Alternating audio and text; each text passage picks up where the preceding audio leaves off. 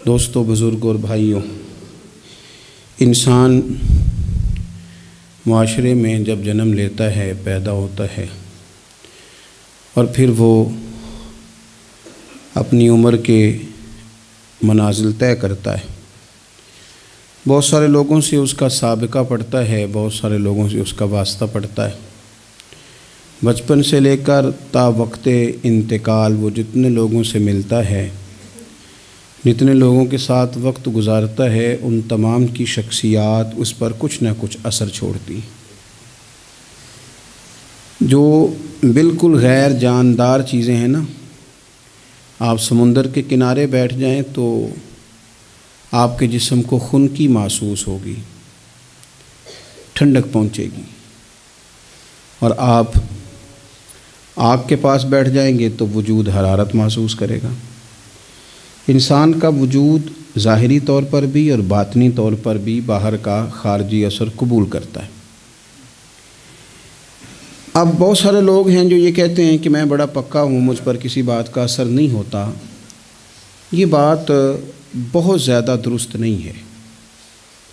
انسان بہرحال اثر قبول کرتا ہے۔ ہاں، جو لوگ علم میں، عمل میں اور نظریات میں بہت زیادہ پختہ ہو جاتے ہیں اور بہت زیادہ وہ معلومات رکھتے ہیں، وہ کئی دفعہ سامنے والا جب بات کرتا ہے تو اس کی بات کا جواب یا رد ان کے پاس موجود ہوتا ہے، تو پھر وہ اس اثر سے بچتے ہیں، لیکن کلیتاً نہیں۔ بہرحال کچھ نہ کچھ اثرات عام لوگوں پر، میں کہہ چکا ہوں کہ جو اسپیشلسٹ لوگ ہیں کسی بھی معاملے میں وہ تو بچ جاتے ہیں، لیکن عام لوگ بہرحال اثر قبول کر لیتے ہیں۔ اللہ تبارک و تعالیٰ نے نا اپنے بندوں کی اس کمزوری پر بھی اپنے بندوں کو یہ رہنمائی کی ہے کہ چونکہ تم نے اثر قبول کرنا ہے، لہذا اس طرح کرنا کہ سالے نیک لوگوں کی صحبت میں بیٹھنا اور جو برے لوگ ہوں ان سے خود بخود پرہیز کرنا، ان کے پاس ہی نہ جانا۔ ضروری نہیں ہے کہ بچے کو آگ جلا ہی دے، لیکن بچہ چونکہ اس کا اثر لے لے گا، وہ اسے پتہ نہیں کہ وہ آگ ہے، لہذا اس کی ماں اسے نصیحت کرتی ہے کہ بیٹا تو آگ کے پاس جا ہی نہ، ایسا نہ ہو کہ تو چلا جائے اور تیرے لیے بہت زیادہ نقصان کا باعث یہ چنگاریاں بن جائیں۔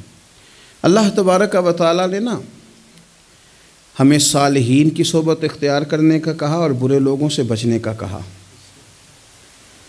اور اگر قرآن مجید کی زبان میں سادہ ترجمہ کیا جائے تو ایک قوم کے پاس بیٹھنے کو کہا اور 2 مرتبہ پرہیز کا کہا۔ صراط الذین انعمت علیہم، ان لوگوں کے رستوں پہ چلو جو انعام یافتہ ہے، وہ ایک گروہ بتایا، اور غیر المغضوب علیہم ولا الضالین، ان سے بچو جن پر غضب ہوا اور وہ جو رستے سے بھٹک گئے، گمراہ ہو گئے۔ پرہیز کی باری آئی تو 2 لوگ بتائے، بھٹکے ہوئے سے بھی بچنا اور جو فضل والے نہ ہوں، غضب والے ہوں، ان سے بھی بچنا۔ تو صالح صحبت، اچھی صحبت، نیک لوگوں کے ساتھ اٹھنا بیٹھنا۔ قرآن مجید کی سورہ توبہ میں اللہ کریم ارشاد فرماتے ہیں والمؤمنون والمؤمنات بعضهم اولیاء بعض، مومن مرد اور مومن عورتیں ایک دوسرے کے مددگار ہیں، دوست ہیں، مددگار ہیں۔ کیا مدد کرتے ہیں؟ وہ مالی مدد کرتے ہیں، ان کو معاشی طور پر سپورٹ کرتے ہیں؟ نہیں، ارشاد فرمایا یأمرون بالمعروف وینہون عن المنکر، وہ نا بھلائی کا حکم دیتے ہیں اور برائی سے منع کرتے ہیں۔ یہ والی مدد کرتے ہیں ایک دوسرے کی، یہ مومنوں کا کمال ہے۔ اور پھر ویقیمون الصلاۃ ویؤتون الزکوٰۃ، وہ نماز صحیح ادا کرتے ہیں اور زکوٰۃ بھی ٹھیک ادا کرتے ہیں۔ وَيُطِيعُونَ اللَّهَ وَرَسُولَهُ، اللہ کی بھی اطاعت کرتے ہیں اور اللہ کے رسول کی بھی اطاعت کرتے ہیں۔ ان کی مدد یہ ہے ایک دوسرے کے لیے کہ وہ بھلائی کا حکم دیتے ہیں، برائی سے منع کرتے ہیں، مل کے نمازیں پڑھتے ہیں، زکوٰۃ ادا کرتے ہیں، اللہ اور اس کے رسول کی اطاعت کرتے ہیں۔ فرمایا اولئک سیرحمہم اللہ، قربان جائیں، کیا انداز کریمانہ ہے رب کریم کا۔ فرمایا یہ وہ لوگ ہیں جن پر اللہ ضرور رحم فرمائے گا، جن پر اللہ اپنے فضل سے ضرور رحم کرے گا، اللہ ضرور رحمت کرے گا ان لوگوں پر، اس لیے کہ یہ ایک دوسرے کے مددگار ہیں۔ ان اللہ عزیز حکیم، اور بے شک اللہ غالب حکمت والا ہے۔ ایک دوسرے کی مدد خیر کے کاموں میں کرنی چاہیے۔ نبی کریم صلی اللہ تعالیٰ علیہ وسلم نے فرمایا کہ اپنے بھائی کے مددگار بن جاؤ، چاہے وہ ظالم ہو یا مظلوم ہو۔ فوری طور پر انسانی ذہن میں سوال اٹھتا ہے کہ یا رسول اللہ صلی اللہ تعالیٰ علیہ وسلم، یہ مظلوم کی مدد تو سمجھ میں آتی ہے، ظالم کی مدد کیسے کریں؟ تو اللہ کے حبیب علیہ السلام دیکھیں کتنا نفسیات کے قریب، کتنا آسان کر کے، کتنا انسانی سطح جس کو بڑی جلدی قبول کرے، اس طرح حضور نصیحت فرماتے، یا رسول اللہ صلی اللہ تعالیٰ علیہ وسلم یہ بھلا ظالم کی مدد کیسے کریں؟ تو حضور نے فرمایا اسے ظلم کرنے سے روک دو، یہی تمہاری اس کے لیے مدد ہے۔ تم اسے سمجھاؤ کہ یہ بات غلط ہے، تم اسے کہو کہ تم زیادتی پر ہو، تم اسے کہو کہ تم غلط بات پہ اڑ گئے، تم اسے سمجھاؤ کہ جس رستے کے تم مسافر بنے ہو یہ رستہ ٹھیک نہیں ہے، یہ تمہاری مدد ہوگی اس کے لیے۔ تم اپنے دوست کو، بھائی کو، عزیز کو، رشتہ دار کو قائل کرو کہ وہ غلط کام نہ کرے، یہ تمہاری مدد ہے اس کے لیے۔ تم مددگار بن گئے اپنے اس بھائی کے۔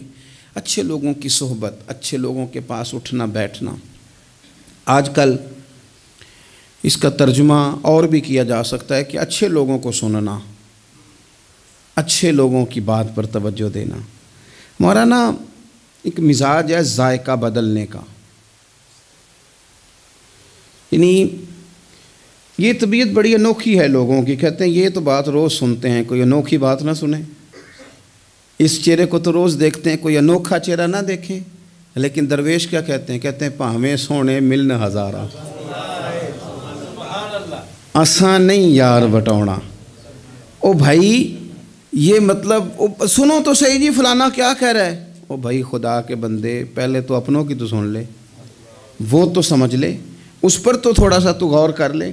ہم اس طرح الجھ جاتے ہیں اور قصداً الجھاؤ پیدا کرتے ہیں، ادھر بھی تھوڑا گئے، ادھر بھی تھوڑا گئے، اتنی بھی تھوڑی سنی، ٹھیک ہے، یہاں تو آپ پھر اتنا وقت رکھتے ہوں کہ سب کی بات سنیں، اور اتنی صلاحیت رکھتے ہوں کہ اس کو پرکھ بھی سکیں، اور آپ اپنی ذہنی سطح پہ لا کے پھر صحیح کو صحیح کہنے کی طاقت رکھتے ہوں، غلط کو غلط کہنے کی اور جاننے کی صلاحیت رکھتے ہوں، تو آپ یہ کام کریں۔ لیکن اگر ایسا نہیں ہے تو پھر تو آپ اثر قبول کریں گے، پھر تو معاملات اور طرح کے ہو جائیں گے۔ اس لیے کوشش کریں کہ صالحین کی سنگت، نبی پاک صلی اللہ تعالیٰ علیہ وسلم نے فرمایا، میرا خیال ہے اس عنوان پر اس سے زیادہ قیمتی بات نہیں ہو سکتی۔ اللہ کے حبیب علیہ السلام نے فرمایا کہ انسان اپنے دوستوں کے دین پہ ہوتا ہے۔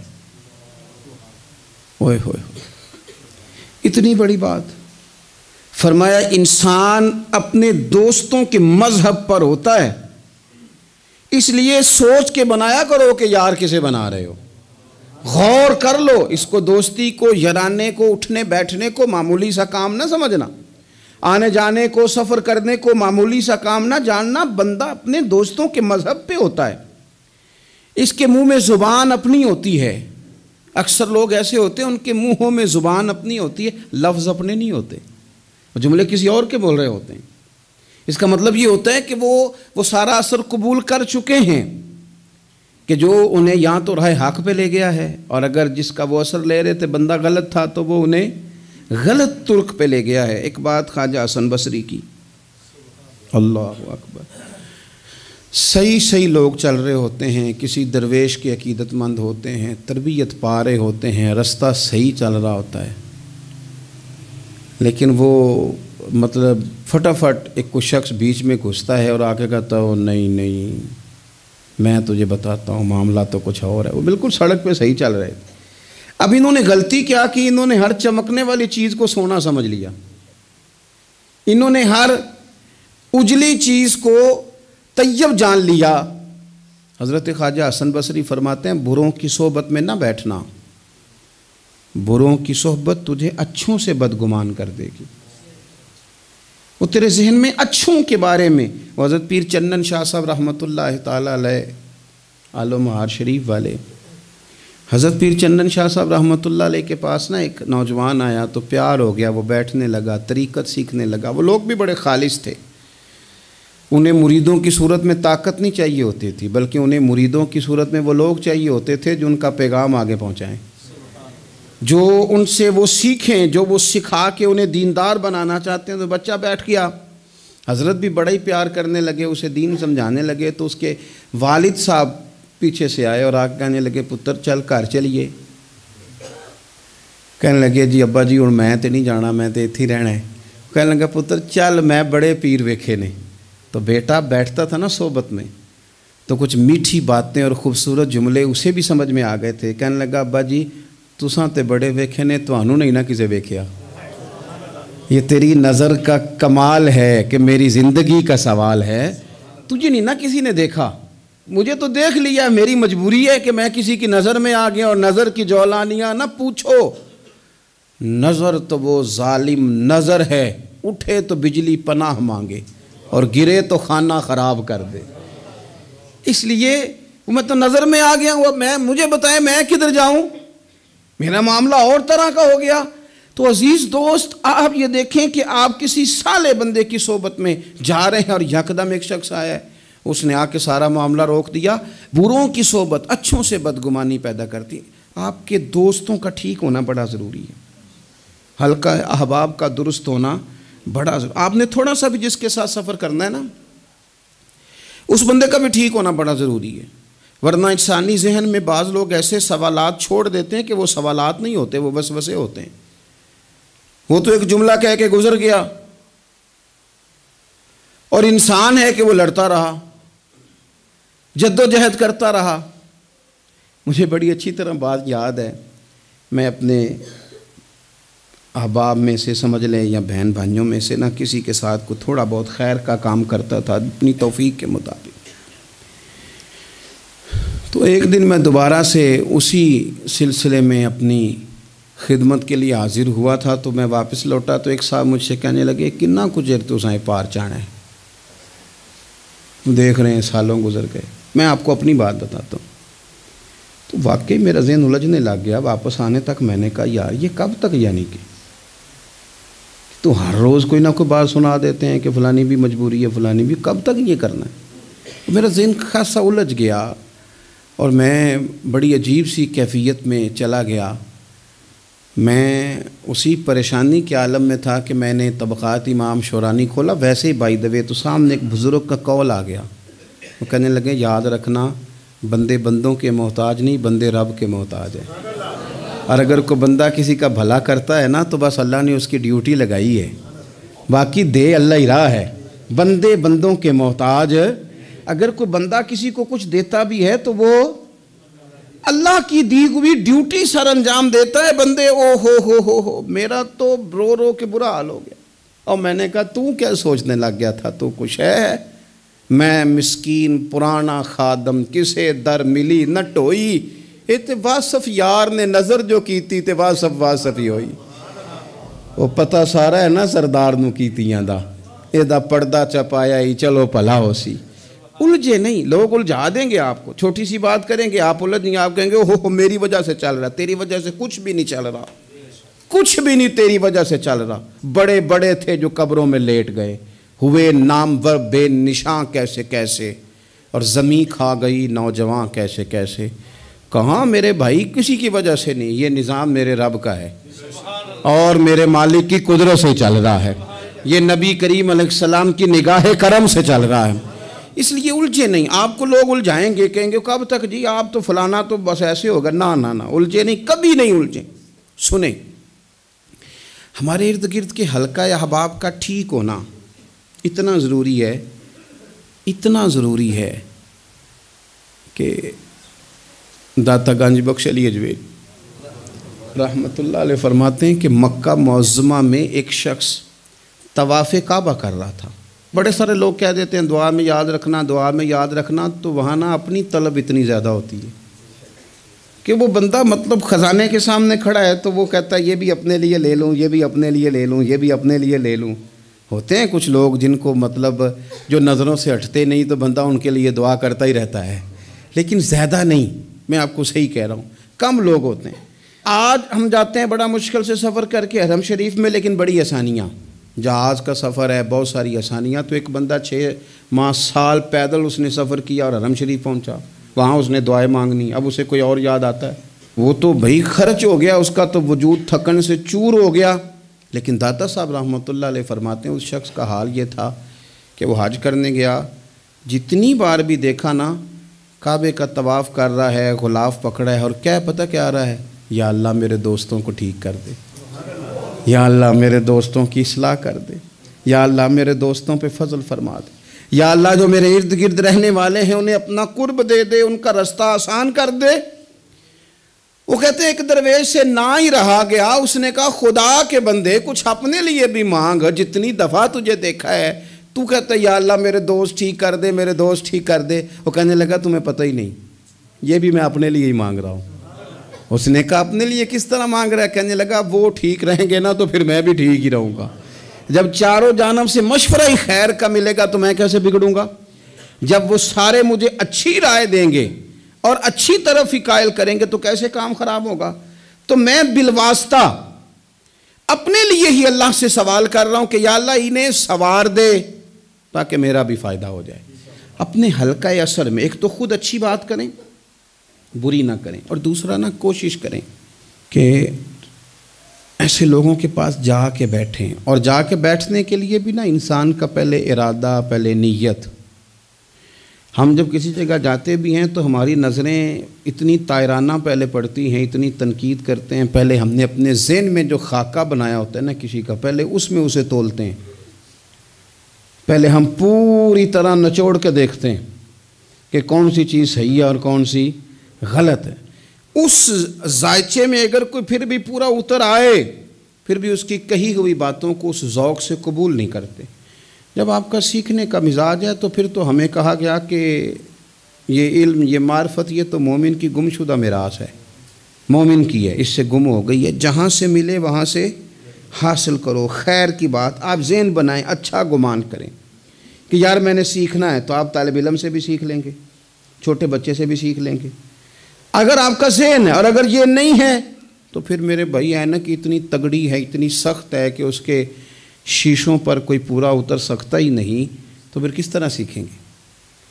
آپ حضرت ابن الجوزی رحمۃ اللہ علیہ فرماتے ہیں کہ ایک درویش تھے، حضرت ابو ہاشم ان کا نام تھا، کہتے ہیں بڑی مجبوری تھی، مجھے کہیں جانا تھا تو کشتی نہیں مل رہی تھی، اچانک ایک کشتی گزرنے لگی تو میں بھی سوار ہونے لگا، تو ملاح نے مجھ سے کہا کہ یہ ایک صاحب بیٹھے ہیں، بڑے امیر ہیں، ساتھ ان کی کنیز ہے، انہوں نے مجھ سے بک کر لی ہے ساری کی ساری، کیا کدھر سی سالم کرا لیا ٹانگا، وہ ساری کی ساری بک کر لی ہے، تو میں تو کسی کو نہیں بٹھا سکتا۔ تو وہ جو صاحب بیٹھے تھے بڑے سیٹھ آدمی تھے، کہنے لگے میاں آپ کسی اور کشتی میں بیٹھو۔ جو ان کی کنیز تھی نا وہ کہنے لگی چہرے سے کوئی نیک آدمی لگتا ہے، چلو اتنی سواریوں کی جگہ ہے، کسی کونے خدرے میں بیٹھ جائے گا، ہمارا کیا جائے گا؟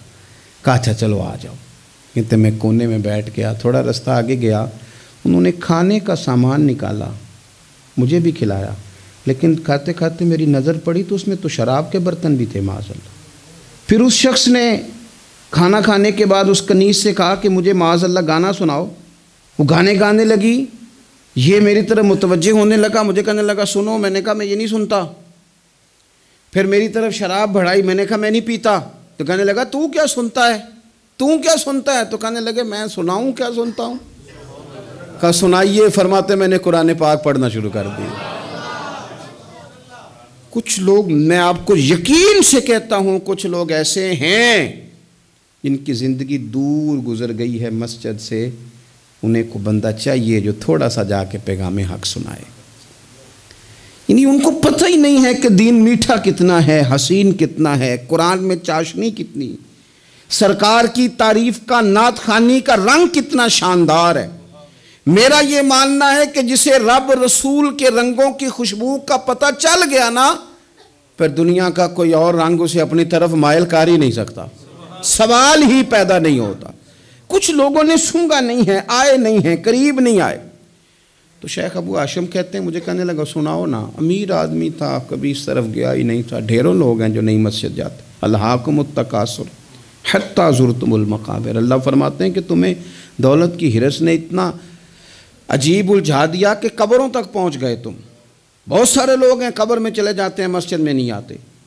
تو کہتے ہیں میں نے اسے چند آیتیں سنائیں، اس کی تو کیفیت ہی بدل گئی، کہنے لگا مولانا زندگی بڑی گناہوں میں گزری ہے، اب توبہ کر لوں تو مالک معاف کر دے گا؟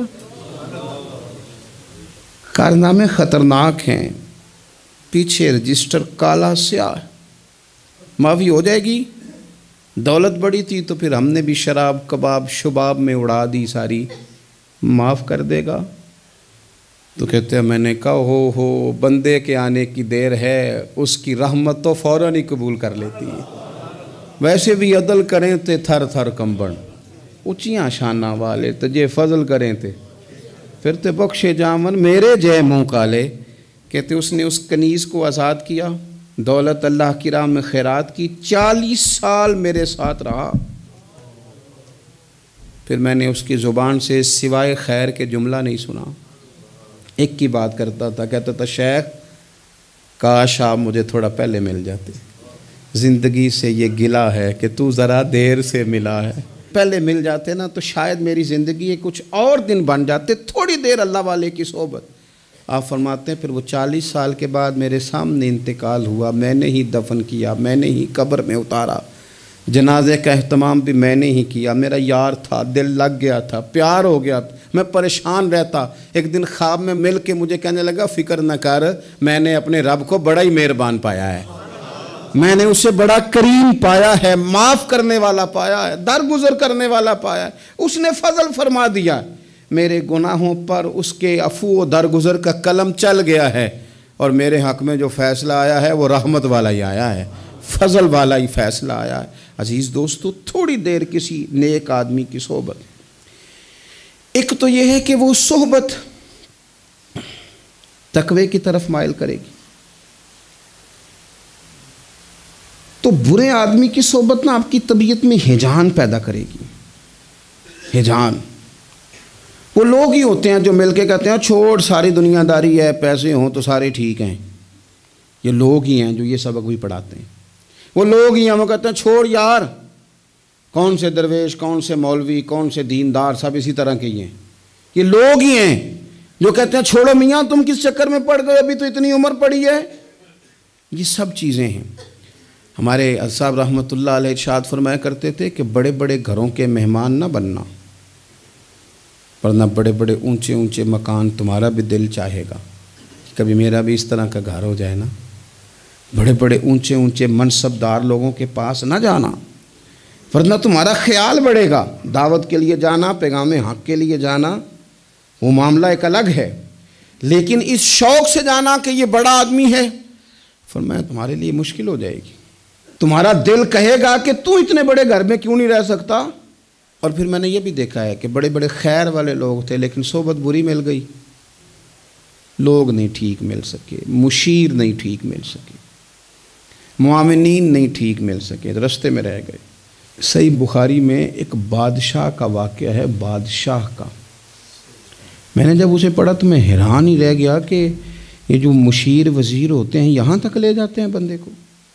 وہ ہمارے ایک وزیر صاحب نے تھوڑے دن پہلے کہا ہے بیچارے نا خبروں میں رہنے کے لیے اس طرح کی شرارتیں کرتے ہیں، اس کی وجہ یہ ہوتی ہے کہ ملک کا نظام تو چلتا نہیں، تو پھر وہ چاہتے ہیں کچھ لوگوں کو ادھر الجھا دو تاکہ وہ اصل سے ان کی توجہ ہٹ جائے۔ انہوں نے کہا جی قائد اعظم اسلامی ملک نہیں بنانا چاہتے تھے، تو کون سا بنانا چاہتے تھے؟ پاکستان کا مطلب کیا؟ لا الہ الا اللہ محمد رسول اللہ صلی اللہ علیہ وسلم۔ میں آپ کے جواب میں صرف اتنی بات کہوں گا کہ جو پاکستان بنانے والے تھے نا وہ آپ کی طرح کے لوگ نہیں بنانا چاہتے تھے، آپ کی طرح کے لوگوں کے حوالے نہیں کرنا چاہتے۔ ہمارے لیڈروں کا یہ حال ہے کہ اس طرح کے لوگوں کو مشیر بنا لیتے ہیں، وزیر بنا لیتے ہیں، یہ کتنی رکاوٹ پیدا کرتے ہیں، کتنی تباہی کرتے ہیں۔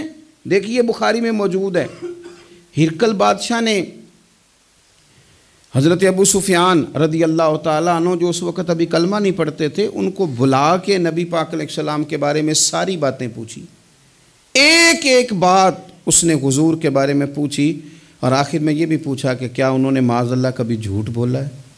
تو ابو سفیان کہنے لگے نہیں، قربان جاؤں، میری مخالفت اپنی جگہ پہ، لیکن وہ میرے سامنے پیدا ہوئے ہیں، 40 سال کی عمر میں اعلان نبوت کیا ہے، ان کی گود میں بیٹیاں کھیلتے میں نے دیکھی ہیں، ان کے مقدس بال میرے سامنے سفید ہوئے ہیں، محبوب نے جب بھی بولا حق اور سچی بولا ہے۔ اس کی نہ طبیعت میں دین اتر گیا بادشاہ کی۔ اس نے اس کے جواب میں بڑا خوبصورت جملہ کہا، کہنے لگا جس نے بندوں سے کبھی جھوٹ نہیں بولا وہ یہ جھوٹ کیوں بولیں گے کہ میں اللہ کا رسول بن کے آیا۔ اس کی طبیعت تسلیم کر گئی کہ نبی پاک علیہ الصلوۃ والسلام سچے اور آخری نبی ہیں، اور اس نے اظہار بھی کیا، کہنے لگا مجھے یہ تو امید تھی کہ اللہ کے آخری محبوب علیہ السلام اپنی شانوں، عظمتوں، رفعتوں، بلندیوں سمیت تشریف لانے والے ہیں، پر یہ نہیں پتہ تھا کہ وہ اہل عرب میں سے آئیں گے۔ اس نے کہا میں جلدی سے حاضر ہو کے نا حضور کی اطاعت قبول کرتا ہوں، لیکن بادشاہ تھا نا، بڑا آدمی جو ہوتا ہے نا وہ اپنے ماحول کو ذرا تھوڑا ساتھ لے کے چلنا چاہتا ہے، تو بادشاہ نے بھی نا اپنے جتنے اس کے وزیر مشیر تھے ان کو بلایا اور اپنے محل میں دعوت دی۔ ذرا انداز دیکھیے گا، اور خود بالا خانے کے اوپر چڑھ گیا، دروازے بند کر لیے، اور اوپر چڑھ کے نا انہیں بالا خانے سے جھانک کے کہنے لگا تمہیں بھی پتہ چل گیا، مجھے بھی پتہ چل گیا، اللہ کے آخری رسول تشریف لے آئے صلی اللہ تعالی علیہ وسلم۔ اب میرا خیال ہے کہ ہماری اور تمہاری بہتری اور بقا اسی میں ہے کہ ہم بیٹھے نہ رہیں، جلدی سے جا کے محبوب پاک کے دامن کو تھام لیں، حضور کی فرما برداری قبول کر لیں۔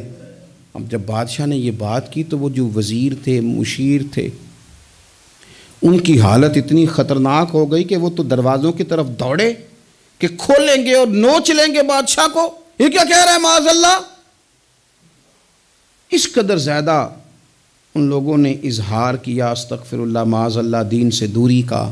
جب بادشاہ نے یہ کیفیت دیکھی نا، اوہو، بندے دیکھ کے رب رسول سے دور رہ گیا، کہنے لگا نہیں نہیں بھائی، نہیں، میں تو صرف تمہیں آزما ہی رہا تھا کہ تم اپنے دین کے ساتھ کتنے پختہ ہو، ہم نہیں کہیں بھی جا رہے، ہم یہیں رہیں گے، یہی ہمارا دین رہے گا۔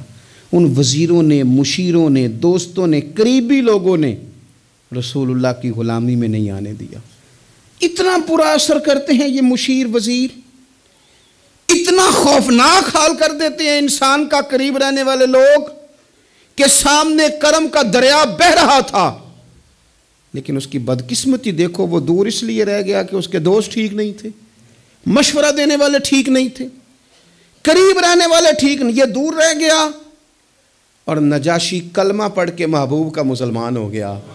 اور حضرت عائشہ صدیقہ فرمایا کرتی تھی نجاشی وہ خوش قسمت مسلمان ہے کہ جب وہ دنیا سے گیا تو اس کی قبر سے بھی نور نکلا کرتا تھا۔ اس نے نہیں بادشاہ دیکھی، غلامی کی رسول کریم، اور اس نے اپنے مشیروں پر لوگ تو یہاں تک بری صحبت اثر کرے گی کہ وہ دین سے دور لے جائے گی۔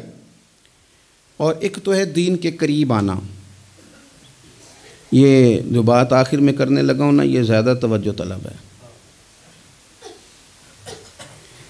جو لوگ کہتے ہیں نا میرا دل نہیں بدلتا، جو لوگ کہتے ہیں میری کیفیت نہیں بدلتی، ذوق نہیں آتا، تو یہ حدیث بتاتی ہے کہ ذوق بھی کوئی خاص صحبت میسر آئے تو پھر ہی قائم رہتا ہے۔ وہ جو محبوب علیہ السلام نے فرمایا نا کہ اللہ کا بندہ وہ ہے جسے دیکھو تو رب یاد آ جائے۔ خاص لوگ ہوتے ہیں جن کی صحبت میں بیٹھنے سے انسان کا دل اللہ سے جڑتا ہے، رسول اللہ صلی اللہ علیہ وسلم سے جڑتا ہے، دین پر عمل کرنے کو طبیعت چاہتی ہے۔ ایسے لوگوں کی صحبت کتنی مفید ہے وہ ہمیں اس حدیث سے عکس کرنا ہے۔ حضرت حنظلہ رضی اللہ تعالیٰ عنہ اور مرکز وفا اور اس امت کے ادب اور عشق میں استاد حضرت ابو بکر صدیق رضی اللہ تعالیٰ عنہ، یہ دونوں حضور کی بارگاہ میں گئے، انداز کا اختیار کیا، کہنے لگے یا رسول اللہ صلی اللہ علیہ وسلم ہمارے دل کی تو کیفیات دو قسم کی ہیں۔